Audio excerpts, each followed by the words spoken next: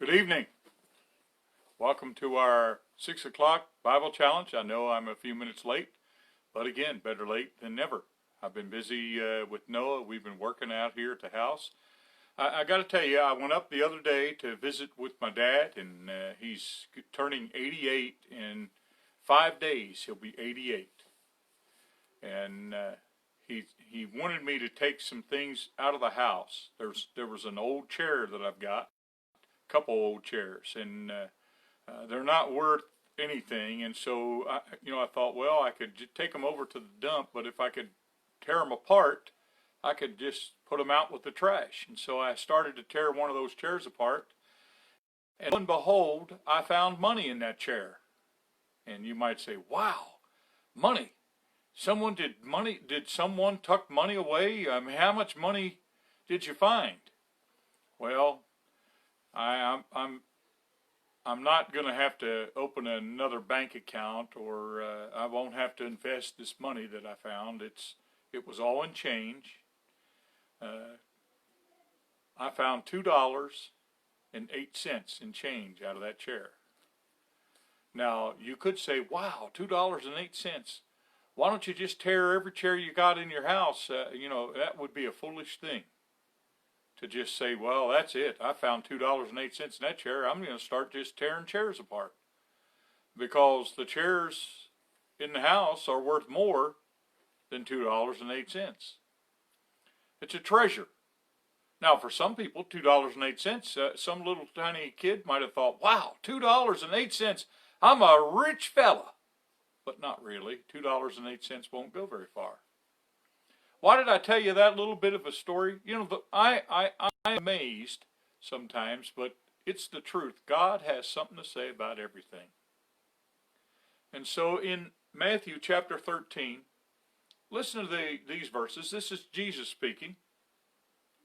He says, again, the kingdom of heaven is like a in a field, the which when a man hath found, he hideth, and for joy thereof goeth and selleth all that he hath, and buyeth that field. So Jesus says the kingdom of heaven is like a guy that's walking along in a field, and suddenly he stumbles onto a treasure that's in that field, and no one knows it's there. And so he doesn't tell anybody. He just goes, and that field's going to cost him more than he's got, so he sells everything he's got and buys that field because he wants that treasure. That treasure is so valuable to him. And Jesus says that's the way heaven is. Everything else takes a back seat, and you say, now that I found God and I found heaven and I've been saved and forgiven of my sins, that's what I want.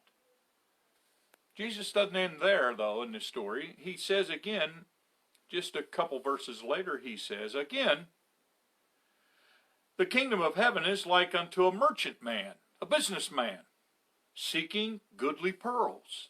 He's looking for really good pearls. Who, when he had found one pearl of great price, went and sold all that he had and bought it. And so again, now the story, it's a repeat. Only Jesus says this man he sees maybe in the storefront, oh, that's a priceless pearl. I gotta have that. Sells everything he's got so he can have that pearl. And so when we come across God, we should have that attitude. Oh, this is priceless. I've got to have this.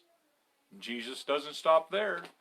Look again, he says in verse 47 again, the kingdom of heaven is like unto a net that was cast into the sea and gathered of every kind, which when it was full they drew to shore and sat down and gathered the good into vessels, but cast the bad away. And so God says the kingdom of heaven is like a big net. It just gets cast out there and gathers people in, but then you have to sort them out.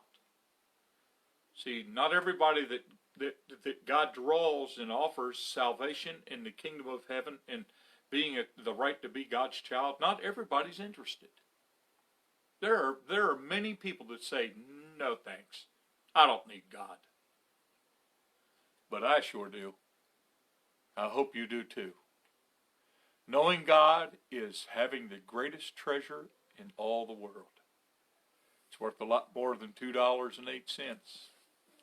It's worth more than all the gold and silver and diamonds and rubies in the whole world. Because what Jesus said, what can a man give in exchange for his soul? For what does it profit a man to gain the whole world and lose his own soul? So instead of chasing after some kind of an earthly treasure, chase after God. Value a relationship with Him. Value forgiveness for your sin. Value heaven to be your home one day. Have a great evening.